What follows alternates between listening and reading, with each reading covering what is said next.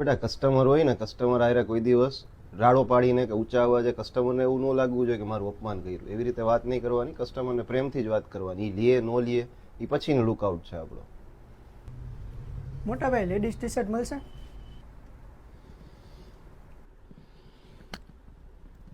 ગાંડો વાંડો હે કે હું યાર? હવે અહીંયા આટલા મોટા ડિસ્પ્લે કર્યા છે મેન્સના, આટલા મોટા ડમી પડ્યા, આટલા ટી શર્ટ હેંગ થાય છે, તો અંદર આવીને કે લેડીઝની વસ્તુ મળશે કે નહીં?